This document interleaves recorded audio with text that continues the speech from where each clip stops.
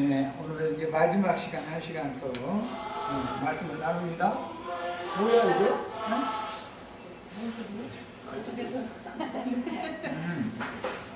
자, 자료의 2페이지 15절 예레미야 50장 15절부터 그냥 설명이 없이 이제 읽어도 되니까 빨리빨리 읽어서 마치도록 하겠습니다. 사령관 느부사라단이 백성 중 가난한 자와 성중에 남아있는 백성과 바벨론 왕에게 항복한 자와 무리의 남은 자를 사로잡아 갖고 오렸는데 나머지는 사로잡아 갔지만 가난한 백성은 남겨뒀다. 이건 돌려보냈다. 그 말이 중간에 남겨두어 포도원을 관리하는 자와 농부가 되게 하였더라 그랬는데 큰 음녀인 큰 성 바벨론에 끌려가지 않고 이것은 기독교계에 속해 있을지라도 주님의 백성이 여전히 남겨져 있다. 그것을 이제 예표로 보여주는 거예요. 남은 주님의 백성들은 이제 귀를 열고 천사들의 나팔 소리를 경청하여 듣고 멸망한 나라를 재건할 위임을 받은 하나님의 사자들과 함께 동역하여 주와 그 그리스도의 왕국을 재건하고 신부성에 들어갈 하나님의 특별한 소유인 10분 1의 존귀한 자들로 여호와의 기념책에 명명되어 우편장들과 좌편 윤소들을 분별하는 심판권을 받아야 합니다.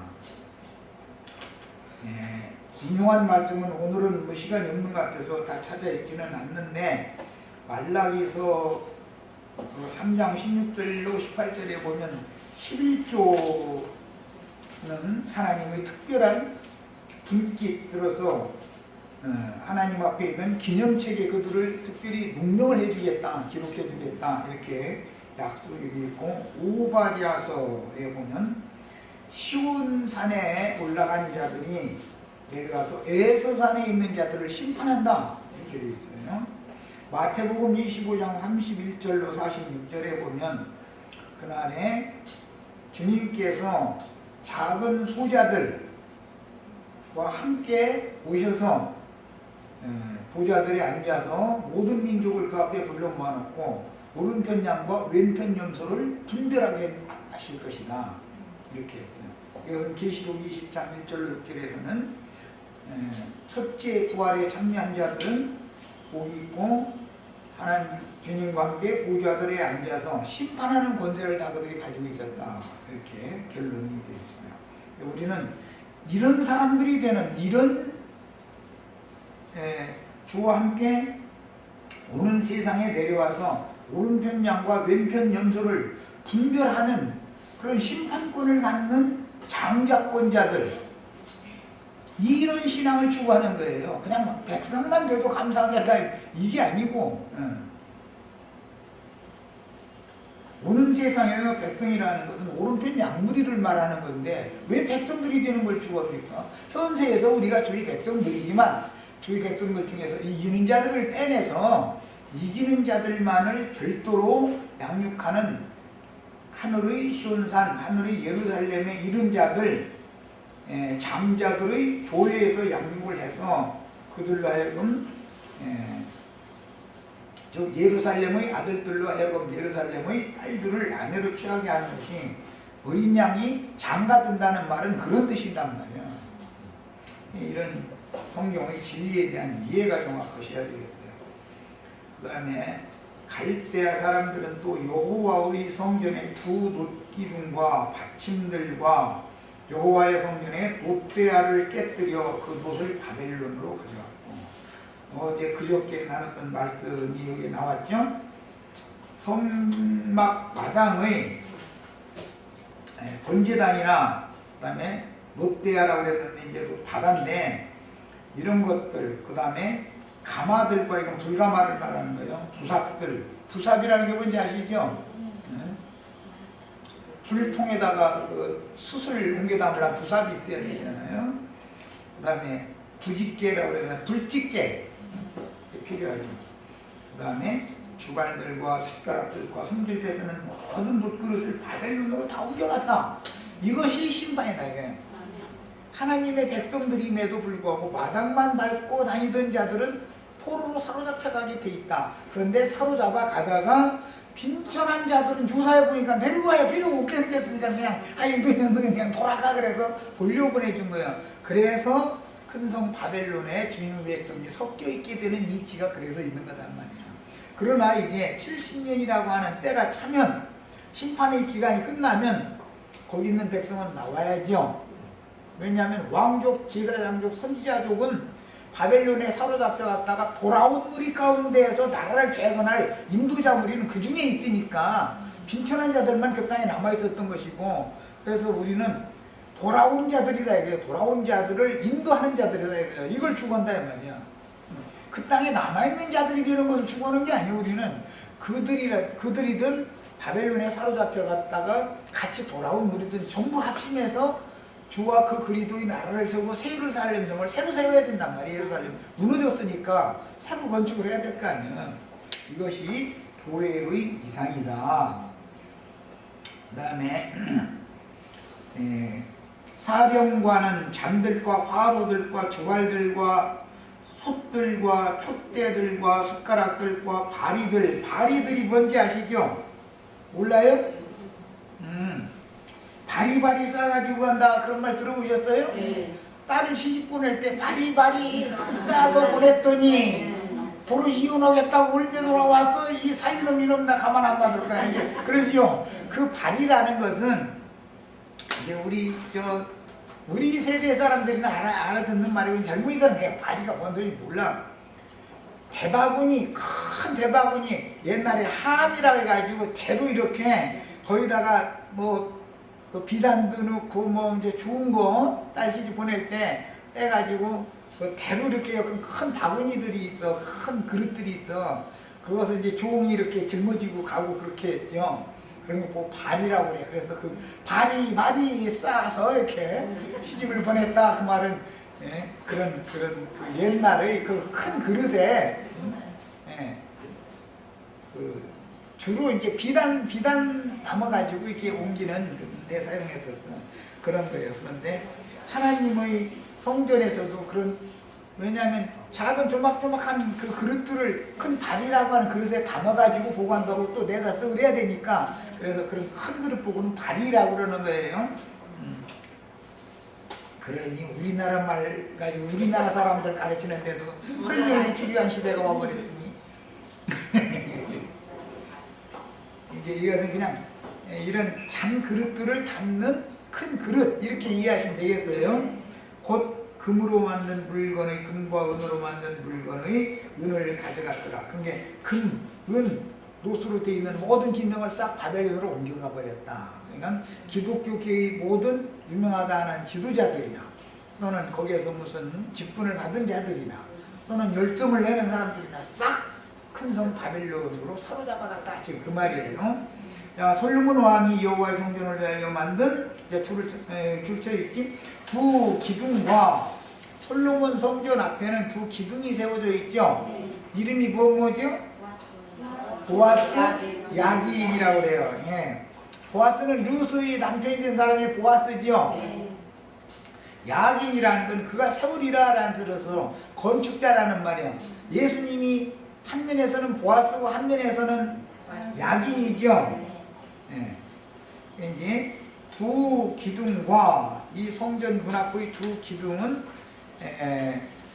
신약 교회의 기둥 같은 장로 형제들을 상징하는 표현인 거예요. 그게 얼굴이다 이거예요. 현관문 기둥을 멋있게 만들어 놨어요. 이제 성전 현관문을 기둥을 그런데 이것이 그 기둥은 성전에 들어가고 나오는 모든 사람들을 대표하는 자들이 뿐 아니라 문지기다 이거예요. 문지기. 하나님의 성전에 들어가려면 두 기둥들을 거쳐야 들어가는 거예요. 두 기둥들이 그 현관문을 지키고 있으니까 상징이요. 이제 신약에서는 두 증인이다 이렇게 표현을 하죠.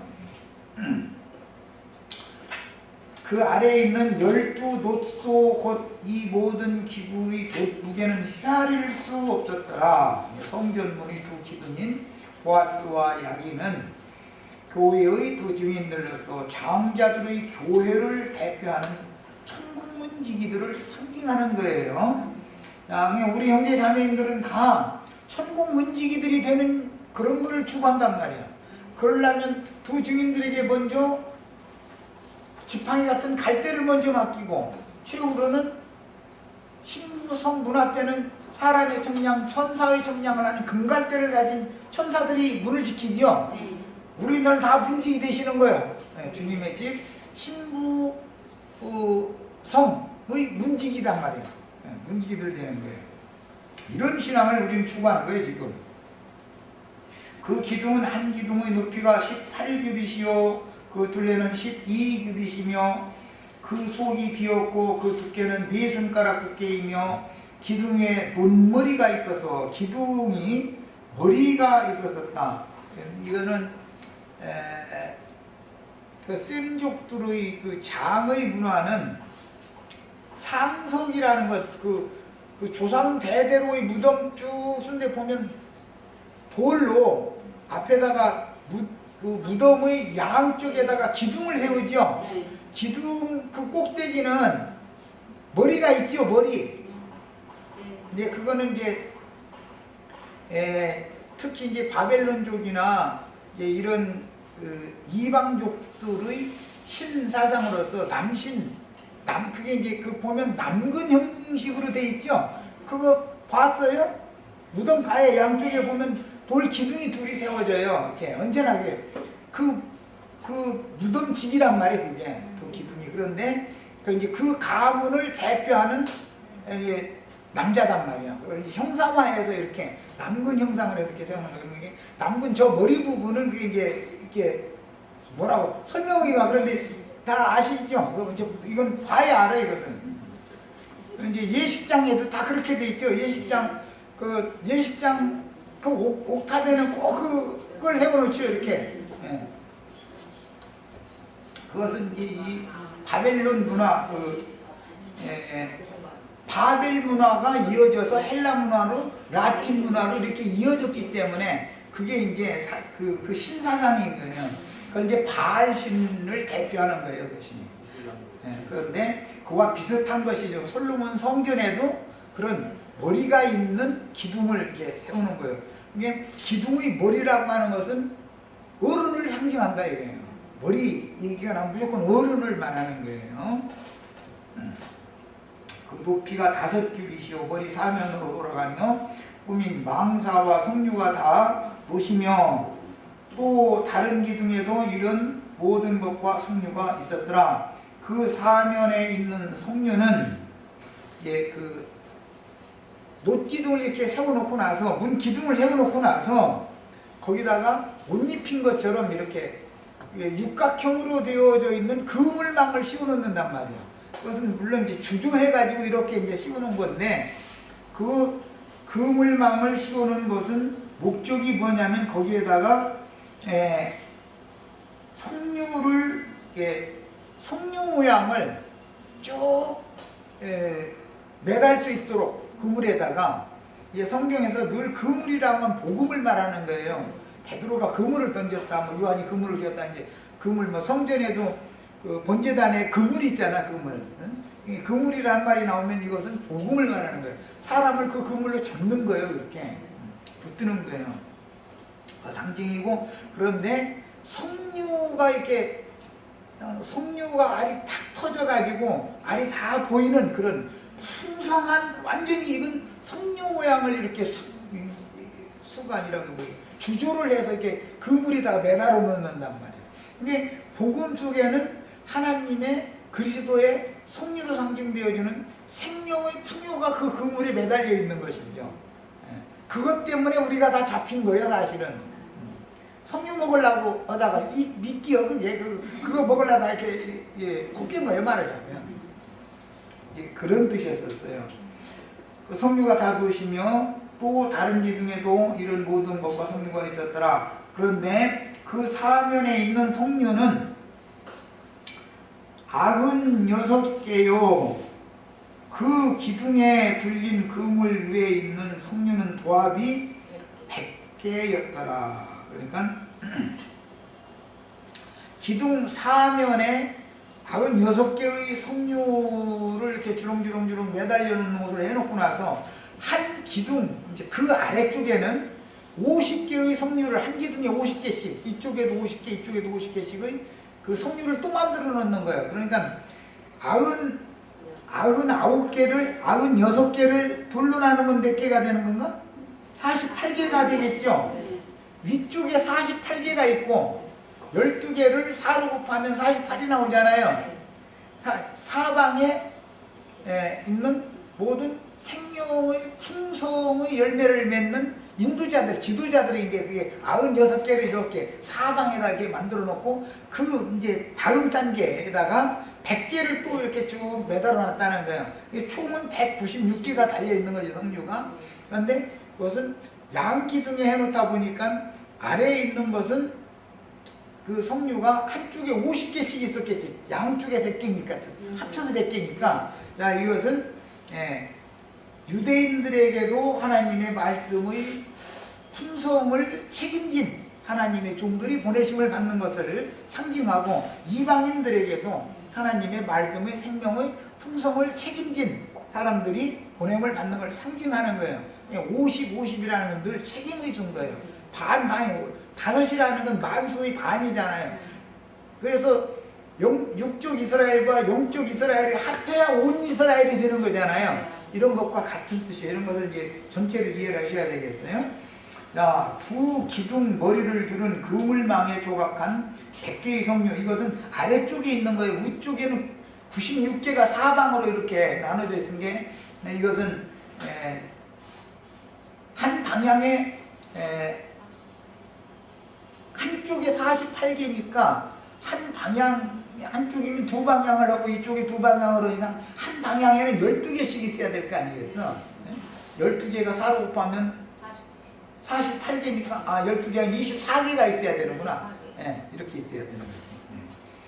자, 두 기둥머리를 두른 그물망에 조각한 100개의 석류는 기둥머리들이 그리스도의 생명의 풍성을 간직하고 있으며, 성전에 들어가는 모든 이들에게 그리스도의 생명을 공급할 책임이 있다는 뜻이니, 한 기둥의 50개 석류로 상징돼요.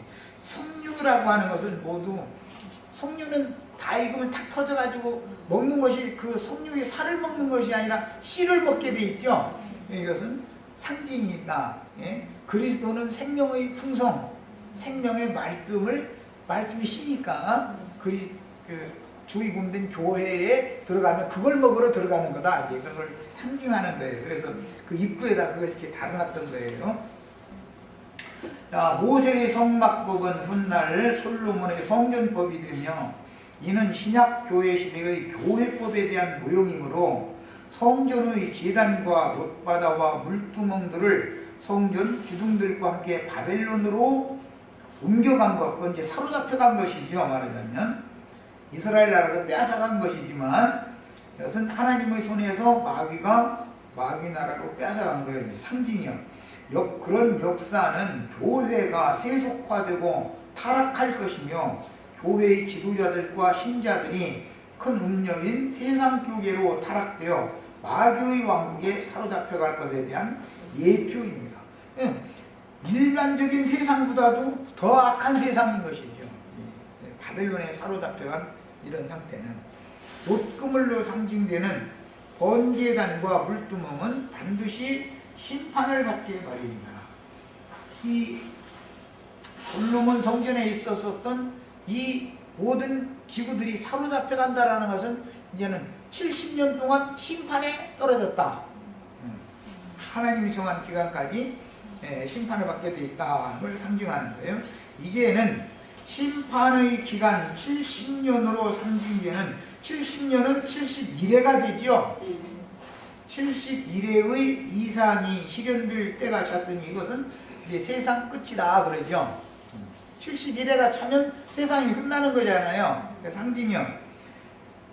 큰 성 바벨론에 사로잡혀 가서 복역하는 주님의 백성들은 큰 음녀 교계에서 속히 도망하여 그 영과 신부가 오라고 외치는 그곳으로 가서 동역하여 장자들의 교회를 세움으로 주님의 왕국을 상속받을 준비를 해야 하는 것입니다. 장자들에게는 2배의 분깃으로 상속해주죠. 우리는 차자가 되는 신앙을 추구하는 게 아니야. 전부 장자권자가 되는 걸 추구하는 거예요. 관유를 제사장에게 두어서 제사장직을 승계하게 하는 의식은 선대 제사장이 죽고 후대 제사장이 세워질 때마다 아론의 후손들에게 계속 되풀이되어야 하는 종교 의식이었는데 율법에 따라서 이렇게 한 거예요. 그런데 후에 이 의식은 히브리인들의 메시아라는 말은 기름 부음 받은 자라는 뜻이에요. 신약에는 이제 그리스도라고 그러죠. 구약 성경으로는 메시아라고 그래요. 구약 용어로는 메시아 사상과 관련되어졌으며 자연스럽게 기름 부음은 하나님의 일을 위해서 성별된 자들에게 하나님께서 그 영을 부어서 사역자로 세우시는 것을 상징하게 되었습니다. 우리는 지혜로운 건축자로서 주님의 나라를 무너진 주님의 나라를 새로 건축하고 그 다음에 무너진 신부성 예루살렘 성을 다시 건축하는 재건축하는 이런 사명을 우리에게 지금 위임을 하신 것이다. 이게 관유, 금기름, 보배로운 기름을 부음받는 목적이다 이 말이에요. 야, 관유를 부음받는 목적은 뭐라고요? 강대상에서 신자들을 불러 모아가지고 권세 주장을 하라는 목적이 아니고 타락하고 세속화되어진 하나님의 나라인 교회를 하나님의 무너진 집을 다시 재건축하라는 사명을 받는 것을 의미한다 그 말이야. 야, 그럼 이제 오늘 집회는 다 한 거예요. 사실 몇 가지가 이게 목적이요. 아론의 머리에 기름을 붓고 기름을 골고루 다 발랐는데 그 목적이 뭐냐? 그거는 큰 성 바벨론으로 사로잡혀 가서 70년 동안 바벨론 왕에게 종살이 해가면서 복역을 했죠. 그것은 하나님의 징벌의 기간이다 이거예요. 그 징벌의 기간이 차면 돌아온 무리를 위해서는 인도자가 필요하겠죠. 스가랴서에서는 여호수아와 스룹바벨을 했었어요. 돌아온 무리 인도자죠. 그리고 학계, 말라기 이런 좀 선지자들이 있었어요. 그러니까 왕권, 제사장권, 선지자권을 가진 자들이 돌아가자고 나팔을 불면 같이 따라 나와야 된다고요. 이유 없이 여기가 우리 예배당이 수십만이 모인 세계에서 제일 큰 교회고 두 번째 큰 교회고 이탈리아에서 수입을 해온 무슨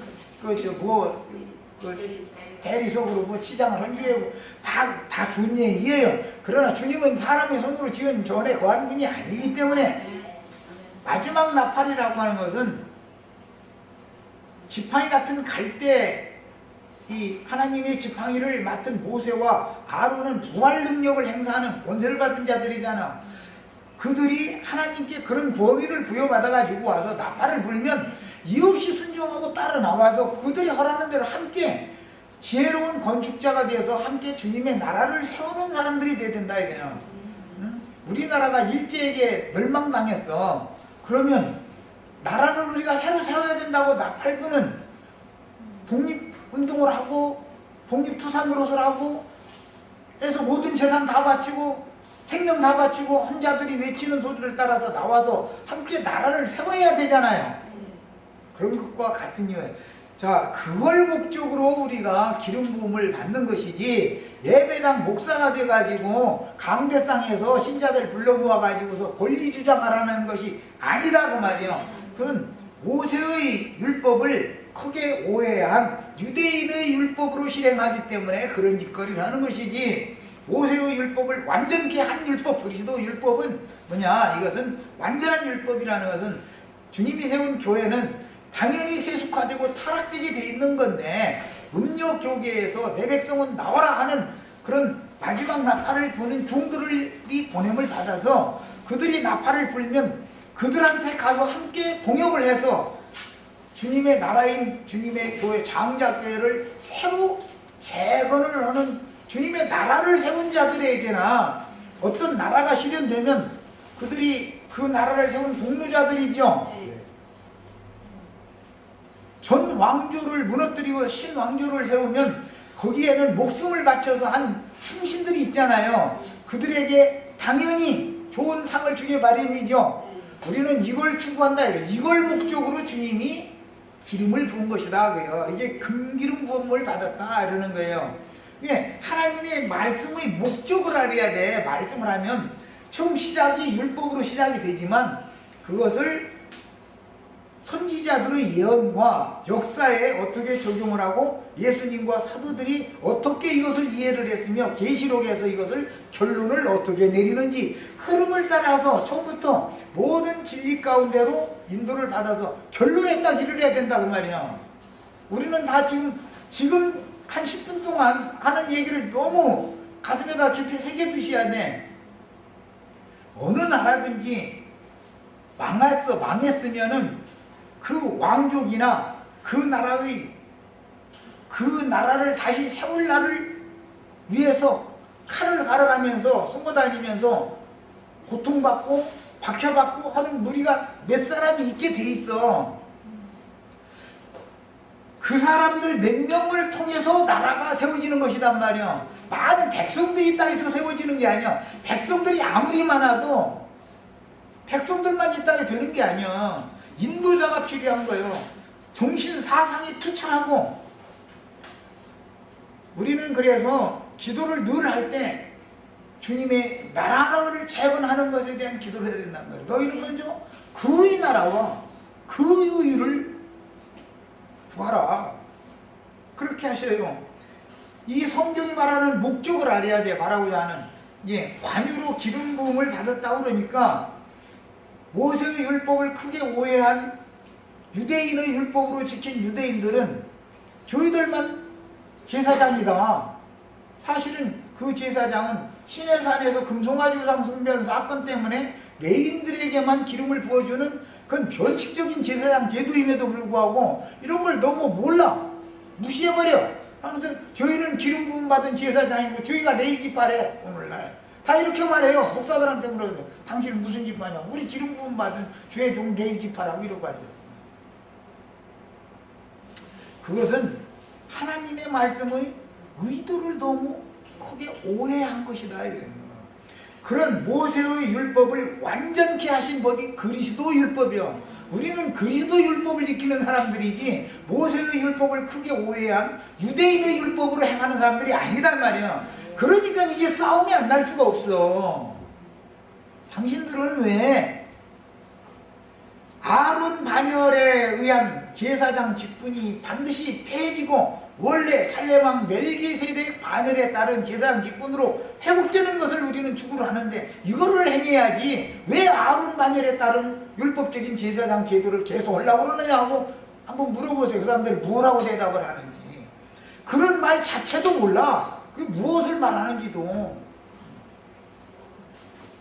살레왕 멜기세덱이라고 하는 것은 영원한 신부성의 왕이다 그 말이에요. 예루살렘 왕. 위에 있는 예루살렘의 왕을 말하는 것이지 땅의 예루살렘을 말하는 게 아니야. 땅의 예루살렘은 하갈로 예표되어는 종의 어머니잖아. 종들의 어머니. 우리는 자유자들의 어머니지. 우리는 생명의 성령의 법으로 말미암아 죄와 사망의 법에서 해방받았죠. 다 자유자들이죠. 그러면 자유자의 어머니가 진짜 어머니야 되는데 종이다 보니까 그래서 주의 종 기름 부음 받은 주의 종을 몰라보고 그래서 그들 입엔 그게 자꾸 붙어 있는 거예요. 우리는 하나님의 아들이다. 우리는 하나님의 아들이다. 빛이신 하나님의 아들들은 빛의 아들들인 것이다. 당신 속에는 어둠이 가득하다. 당신 직분은 종의 직분밖에 못해. 의문의 직분은 죽이는 직분이다 그랬다. 영과 생명의 직분을 행하라고 그랬지 않냐. 이게 그리스도의 법이다. 이렇게 하면 그런 말이 성경에 몇 장 몇 절에 있냐 이러고 앉았어. 목사라는 작자들이 말이요. 그런 구절이 있는지도 몰라. 그리스도의 몸, 짐승의 몸도 모른다니까. 하늘의 시온산과 음료 일곱 산이라는 말이 성경에 대비되어 나온다라는 이런 의미를 몰라. 헐문산은 하늘의 시온산이라고 되어 있죠. 음료 일곱 산은 땅의 예루살렘, 멸망받을 예루살렘의 일곱 산이잖아. 왜 이런 대조하는 성경 용어가 왜 나오는지를 그 자체를 모르니 왜 그럼 그렇게 모르는가? 하나님께서 그들의 눈을 가려가지고 부분적인 어떤 진리에 딱 붙잡혀가지고 한 발짝도 더 나가지 못하도록 사람의 마음을 완악하고 강팍하게 딱 이렇게 그 저주를 보내버린 거예요. 부분적으로 그들이 아는 진리가 없는 게 아니에요. 부분적으로는 아는 진리들이 있죠. 그런데 모든 진리 가운데로 결론에 이르는 말씀을 모른다 이거예요. 흐름을 모르니까 그냥 부분적으로 그 아론의 머리에다가 기름을 부었어. 기름만 부은 게 아니라 기름 또 머리에 붓고 바르기도 했는데 그 뭔 소리야? 그럼 몰라 이 사람들. 우리 형제자매들 내기 한 번도 안 읽어본 사람 없을 거 아니에요. 여기까지 온 분들은. 근데 아니 아론 머리에 기름을 붓고 나서 또 바르는 건 뭐 이거 한번 생각이나 해봤어? 그냥 기름 부었는 것 같은 짚어.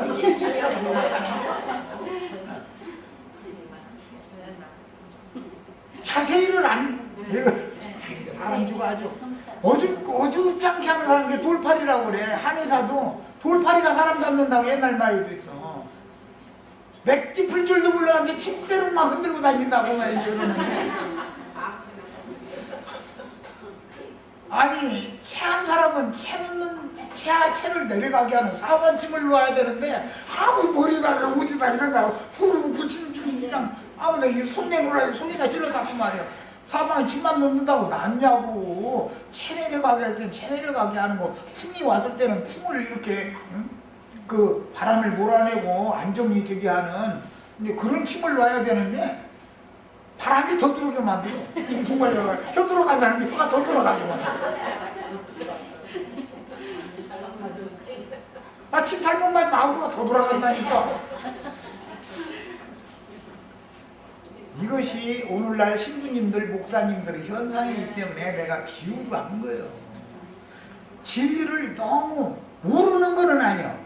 너무 어줍지 않게 알고 있는 거예요. 그래가면서 그걸 가지고서 교만해져가지고 자랑이나 하려고 그거 조금 쥐풀이나 그거 조금 많은 거 가지고서 자기 영광이나 구하려고 그러고 그걸로 먹고 사는 재료 삼으려고 그러고 더러운 이익의 재료로 그게 하는 짓들이 다 말씀으로 하는 거 아니냐 이 말이에요. 이제 남은 부분은 뭐 빨리 읽고 시간 되는 만큼 읽고 마치겠습니다. 13절 이하로 갑니다. 아론의 아들들을 데려다가 그들에게 속옷을 입히고 띠를 띄우고 관을 씌웠으니 이것은 이미 했기 때문에 빨리빨리 그냥 넘어가는 거예요. 구약시대의 왕, 제사장, 선지자의 3대 직분자들 중에서 선지자 직분을 제외하고 왕의 직과 제사장 직은 혈통적으로 계승되는 세습제도였죠. 구약시대에는. 그런데 특히 제사장직은 엄격하게 아론 가문의 직계자손 혈통이 요구되었고 유다지파의 왕권은 필요에 따라서 차자가 될 수도 있었어요. 제사장들도 앞으로 이제 우리 이제 9장 넘어 10장에 가면은 아론의 선대 제사장 앞에 두 형이 죽어버리죠. 차자들이 제사장을 승계하게 되죠. 이게 비밀리에 아주 성경에는 비밀리에 이것을 계속 기록을 해나가는 거예요. 그래서 형이 제사장 직분을 받았는데 왕권을 받았는데 동생에게 주어버린 하나님은 형에게서 빼앗아가지고 유대교 지도자들에게서 하나님 나라의 모든 권세를 빼앗아가지고 사도들에게 맡겨버리죠. 이게 비유다 이거예요. 오늘 우리들에게 기독교계의 유명한 목사들한테 빼앗아가지고 우리 여기 윤자매, 홍자매, 김자매한테 지금 주시는 중이다 이 말이에요. 기름 부음 받는 얘기가 그럼 우리 형제 자매님들 예배당절에서 가운데상에서 설교해서 영광 받으라고 준 게 아니죠. 뭐하러 하는 거라고요? 무너진 주님의 나라, 망한 나라를 재건하는 거예요. 무너진 신부 성을, 예루살렘 성을 재건축하는 거예요. 그런 사명을 위해서 기름을 붓는 거예요. 이것이 그리스도의 율법이라는 거, 이게 완성된 법이요. 모세의 율법을 완전케 한 법이란 말이야 이게. 이런 이치를 아셔야 돼. 그런데 모세의 율법을 회복해야 된다 해가면서 맨 유대인의 율법으로 다시 해야 된다고 그런 주장을 지금 하고 있다 이거예요. 유대인들이 예수 죽일 때 뭐라고 해요? 그 요한복음 19장에 보면 인자가 구름 타고 오는 걸 너희가 보리라 이제 그 얘기하니까 옷을 쫙 찢어가면서 우리에게는 법이 있는데 우리 법에 의하면 저는 마땅히 죽을 자다. 그 참남된 말을 하였도다 하면서 무슨 증인이 더 필요하냐? 그런 사형수가 이게 딱 정지하잖아요. 유대인의 율법은 모세의 율법이 예수님 죽이라는 법이 아니잖아. 크게 오해하면 이렇게 사용된다고요. 오늘 우리 형제 자매님들도 그들에 의해서 죽임당하는 것을 우리는 추구하는 거예요. 그래야 일제 치하에서 우리가 벗어나서 우리나라를 세우려면 독립투사들이 있어야 돼. 다 죽임 피 흘린 자들이 있어야 된다 이거. 대한민국은 독립투사들의 피 위에 세워진 거예요 지금. 이것을 아셔야 돼. 우리는 세상 나라가 주어 그 그리스도의 나라가 되는 것을 위해서 이 사명을 지금 오늘까지 지금 위임을 받은 거예요. 관요의 부음이라는 건 이런 뜻이다 이 말이에요. 무슨 우리가 제사장이라고 하면서 무슨 예배당 차려가지고 가운데상에서 말이에요. 도둑질이나 해먹고 그러는 것이 아니다 이거예요. 성경을 이렇게 오해하면은 엉뚱한 짓을 하게 돼 있어. 그렇게 해가면서 그들이 또 하나님의 선자가 와서 책망하면 뭐라고 그래? 이것이 하나님을 섬기는 예다. 자기네들 법에 의해서 예수를 죽이는 짓을 하는 것이 하나님께 충성하느라고 그러는 거예요. 그게 그들 나름대로. 이러니 그야말로 엉뚱한 예수 그만 믿으라고 아무리 외치면 들을 기가 있어야 할 거 아니냐 말이야. 얼마나 엉뚱하게 믿어. 자, 이제 8장 14절로 17절로 넘어갑니다. 모세가 또 속죄제의 스송아지를 끌어오니 아론과 그 아들들이 그 속죄제의 스송아지 머리에 안수하매 꼭 이거 보라고 모세를 통해서 안수받았다고, 저희 안수받았다고 하죠. 그냥 기름 부음 받고 안수받았다고 하죠. 꼭 이 구절은 아니죠. 뭐 그 다음에 어떻게 뭐 성경 흐름 전체를 알아야 되는데 신기한 일이요. 모세가 잡고 그 피를 가져다가 손가락으로 그 피를 제단의 귀퉁이 뿔에 발라 소를 잡았다는 것은, 모세가 잡았다는 것은 율법을 오남용해가지고 유대인의 율법으로 오남용해서 예수를 죽였다 그 말이죠. 상징이란 말이에요 이게. 유대인의 율법으로 적용하면. 그런데 예수가 죽어야 돼요? 그냥 살아있어야 돼요? 죽어야 모든 사람들 속에 영으로 오실 수 있죠. 그래서 하나님의 경륜에 따라서 이렇게 되는 거예요. 그 피를 가져다가 손가락으로 그 피를 제단의 네 귀퉁이 뿔에 발라 제단을 깨끗하게 하고 그 피는 제단 밑에 쏟아 제단을 속하여 거룩하게 하고 또 내장에 덮인 모든 기름과 간커풀과 두 콩팥과 그 기름을 가져다가 모세가 제단에 불사르고 그 숫송아지 곧 그 가죽과 고기와 똥은 진영 밖에서 불살랐으니 여호와께서 모세에게 명령하신 것과 같았더라. 이 말씀을 이루라고 예수님 십자가 짊어지게 만들어가지고 성문 밖으로 쫓겨나가지고 해골의 곳이라는 곳에 가서 이제 마른 뼈들과 연락하고 상합해서 주님의 몸을 해오려고 그 해골이라는 곳에 올라가서 죽는 거 아니야. 그 죽은 자들이 그 뼈들이 거기에서 널브러져 있다가서 이제 성령의 증거로 베드로가 사도행전 2장에서부터 나팔을 불기 시작하면 들어맞아야 되는 제자리에 가서 그래야 그리도 몸으로 건축이 되는 것이란 말이에요 이게.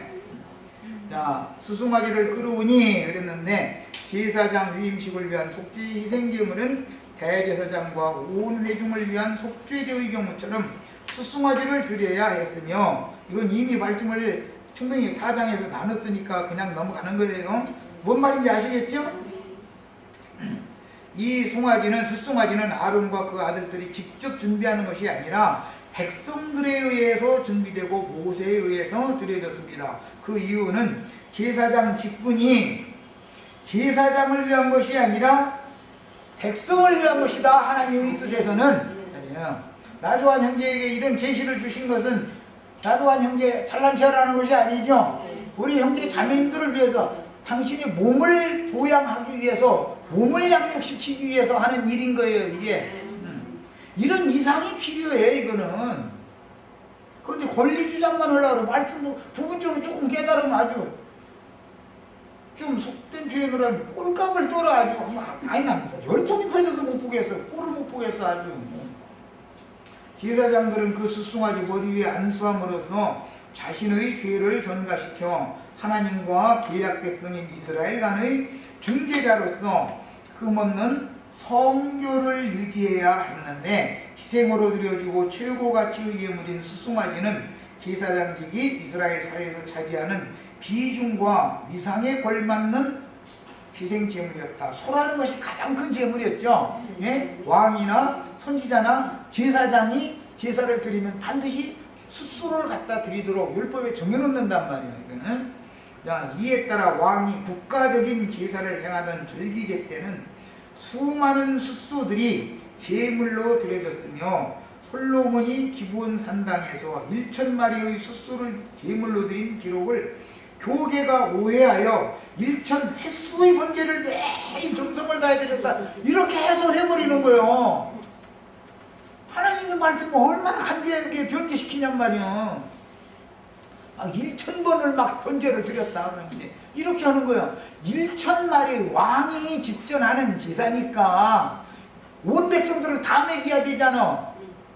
그래서 1,000마리의 소를 숫소를 잡아서 드렸다 그 말인데 이걸 갖다가 1,000번 제사를 했다면 정성을 다해서 했다 이제 이래버리는 거야.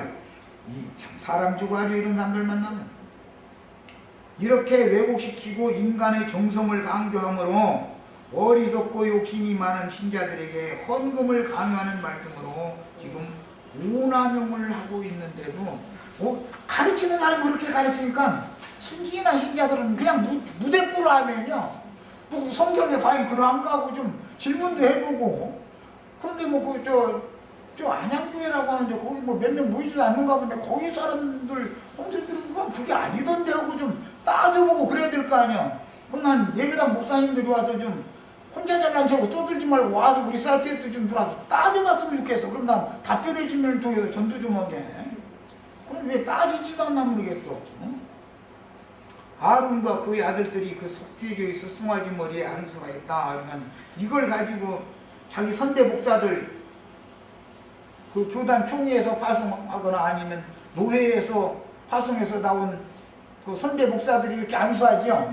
그것도 최소한 7명 이상이 와야 된다 했다고 해서 와서 퍼먹기만 하고 안수 금방 배우게 하고 뭐 이제부터는 이제 목사 됐다고 이러고 아이고 정말 참.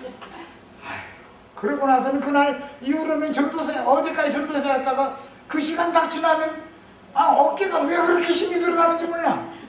그리고 그 시간 이후에는 자기 부인한테도 목사님 소리 들어야지. 목사가 여보 했다가는 여보는 뭐다 저기 형제라고 불렀다가는 사부 대접 못 받아 이제.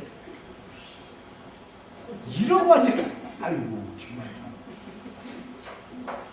우리 저 형제 자매님들은 예수님의 사모님 되시기를 바래요.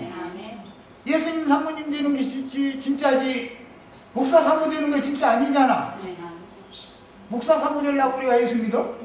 예수님 사모 되려고 예수 믿는데 짐승을 잡아 제사 드릴 경우에 제물을 드리는 사람은 언제나 도살 전에 그 짐승의 머리 위에 손을 얹고 안수하여 자신의 모든 죄들을 희생에게 전가시키는 절차를 반드시 거쳐서 희생제물의 짐승은 바로 자기 자신의 죄가들 때문에 내 손에 이 제물을 지금 피가 가득합니다 해가지고 진리의 말씀을 통해서 말씀의 물로 손을 씻어야 되는 거단 말이에요.